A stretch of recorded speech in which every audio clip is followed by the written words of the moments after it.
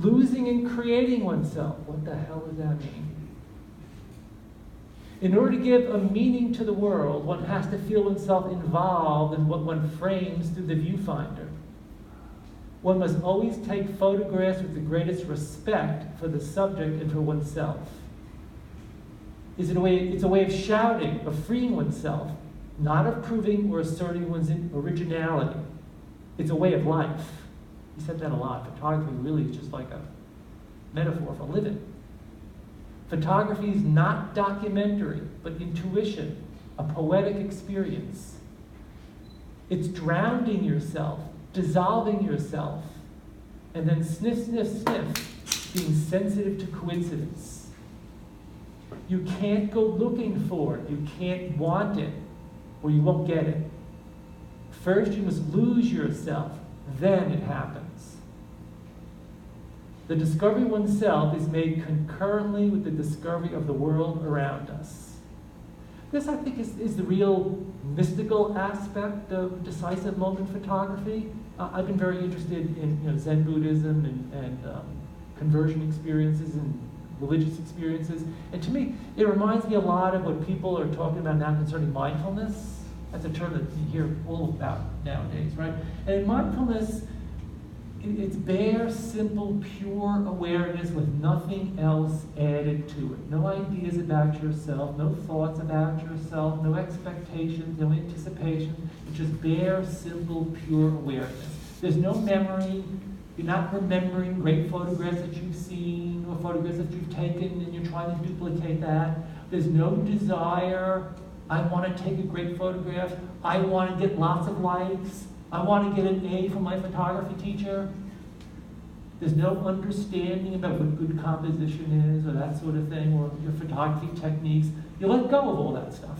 There's no self involved in it. It's just pure, simple awareness of what's going on around you. You lose yourself in what's happening around you. And then something happens. Something in the world out there presents itself to you. And it activates in you some feeling, some experience. I think that's what Roland Barthes meant when he talked about punctum. The world presents something to you that punctures your psyche, and suddenly you feel something, you raise the camera, you take that photograph, and in that moment, you've created yourself. You lose yourself, and then the scene presents something to you, and in that moment, you take the photograph, what was inside of you becomes manifested. You're projecting, creating yourself into the scene that you're capturing. And it's often not just something about you, your own personal feeling or idea or experience. It's something that generalizes to all people, or many people. It's something archetypic. It's something that's some kind of universal truth that many people can relate to. Then it becomes a great photograph, a decisive moment photograph. Cartier-Bresson said very clearly, it's an affirmation. That kind of photograph is saying, yes, yes, yes, this is it, this is the moment. So the puddle jumper, it's not just his leap, it's our leap, it's Cartier-Bresson's leap. A leap of freedom, a leap of faith, a leap into the waters of being reborn and rejuvenated.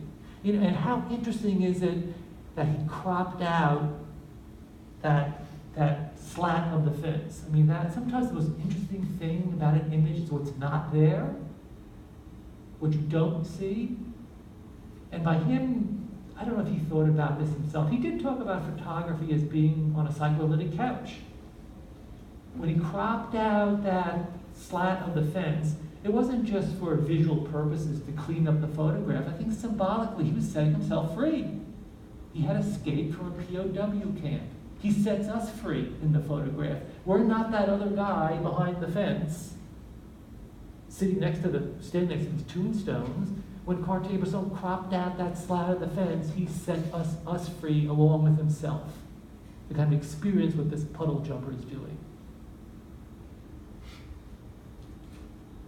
Okay, number one.